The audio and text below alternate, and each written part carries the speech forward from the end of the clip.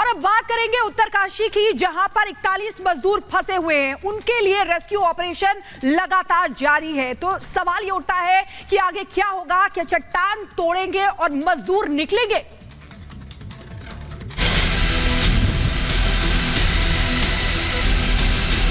किस तरीके से वर्टिकल ड्रिलिंग को लेकर जो तैयारी है वो यहाँ पर पूरी तरीके से की जा रही है, ताकि स्थिति को प्लान बी की तरफ लेकर जाया जा सके।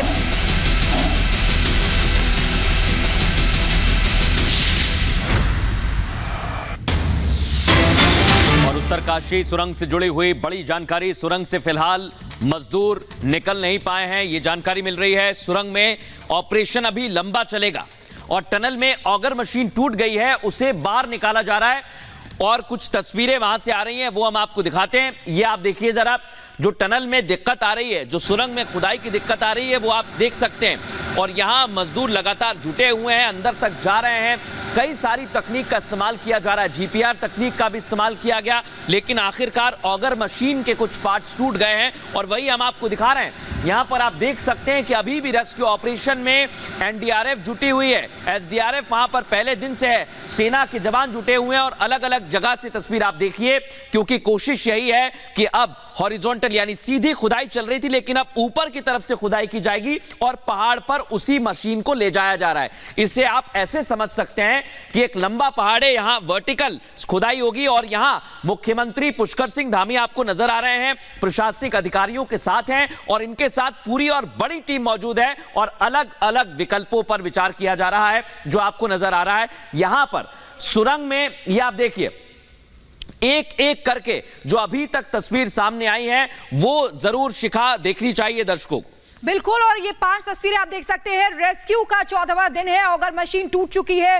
वर्टिकल ड्रिलिंग अब की जाएगी। 41 जिंदगियों के बाहर निकलने का इंतजार सभी कर रहे हैं। मुख्यमंत्री धामी भी मौके पर मौजूद हैं और ग्राउंड जीरो से हमारी सहयोगी सृष्टि पांडे हमारे साथ जुड़ी हुई है, उनके पास जाएंगे। सृष्टि, आप वर्टिकल ड्रिलिंग की बात कर रहे हैं, लेकिन यह भी आसान नहीं होगा क्योंकि मशीन को ऊपर चढ़ा के ले जाना भी काफी मुश्किल है। इस समय क्या अपडेट और जानकारी मिल रही है? बिल्कुल शिखा, मैं आपको बता दूं कि वर्टिकल ड्रिलिंग पर अभी विचार फैसला नहीं हुआ है। विचार यहां लगातार जारी है कि वर्टिकल ड्रिलिंग किया जा सकता है। हालांकि वो 6 ऑप्शंस जो बताए गए थे कि जिनके जरिए मजदूरों को बाहर निकाला जाएगा, उन सभी पर काम किया जा रहा है। पहाड़ के लेफ्ट और राइट साइड से, बरकोट के इलाके से, यानी कि जहां ये टनल खत्म होती है वहां से, और पहाड़ के ऊपरी हिस्से यानी कि वर्टिकल ड्रिलिंग की बात की जा रही है। लेकिन अभी कोई आदेश यहां नहीं आया है कि वर्टिकल ड्रिलिंग की शुरुआत की जा चुकी है या की जाए।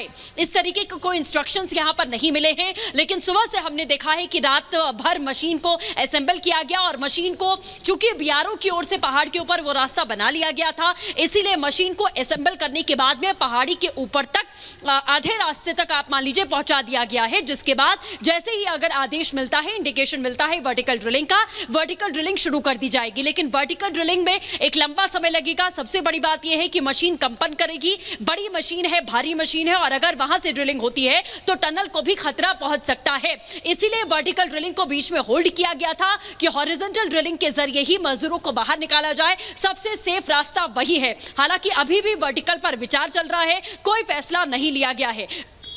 जनरल वीके सिंह अब से कुछ देर पहले अंदर गए हैं, वो जायजा ले रहे हैं। हालांकि वो भी उत्तरकाशी में ही मौजूद हैं। मुख्यमंत्री दोपहर में यहां पर पहुंचे थे, लेकिन अभी फिलहाल का अपडेट ये है कि हॉरिजॉन्टल ड्रिलिंग करते समय ऑगर मशीन पूरी तरीके से डैमेज हुई, उसके जो ब्लेड्स हैं वो पूरी तरीके से टूट गए। उन ब्लेड्स को निकालने में बड़ी मुश्किलें आई हैं।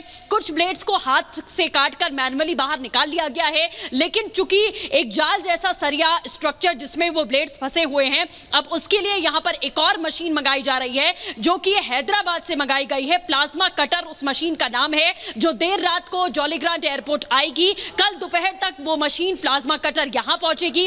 प्लाज्मा कटर से जो ब्लेड्स हैं उसको काटा जाएगा, जिसमें 8 से 9 घंटे का समय लगेगा ऑगर मशीन को बाहर निकालने में। ऑगर मशीन जब बाहर निकलेगी तो पाइप के अंदर, जो कि 46.8 मीटर तक बिछाई जा चुकी है मलबे के अंदर, उसमें एक मैनुअली यानी कि एक वर्कर अंदर जाएंगे, वो जो है वो कट करने का और ड्रिल करने का काम करेंगे। यानी कि अब हॉरिजॉन्टल जो ड्रिलिंग हो रही थी ऑगर मशीन के जरिए, अब ऑगर मशीन का इस्तेमाल नहीं किया जाएगा क्योंकि वो कारगर साबित नहीं हो पाई है। एक बार आप तस्वीरें देख लीजिएगा, विजय फिरदौस आपको यहां पर ये तस्वीरें दिखाएंगे कि किस तरीके की स्थिति अभी यहां पर बनी हुई है।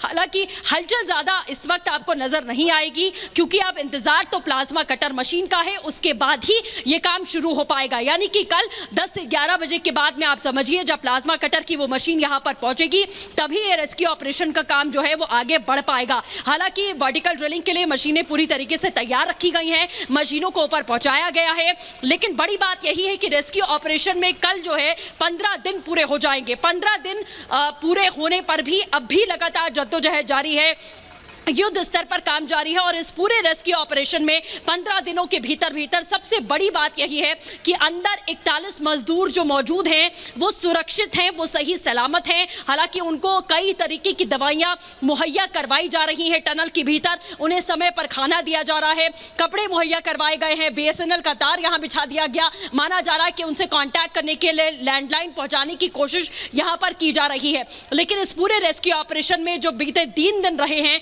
वो बेहद हलचल भरे रहे हैं, जिसमें ऐसा लगा कि कभी भी मजदूरों को बाहर निकाला जा सकता है, लेकिन चूंकि ये पहाड़ी इलाका और ये दरकने वाले पहाड़ हैं, सृष्टि, और आप लगातार ग्राउंड जीरो से अपडेट दे रही हैं। जैसा आपने बताया कि अभी कोई फैसला नहीं किया गया है, उस पर विचार किया जा रहा है।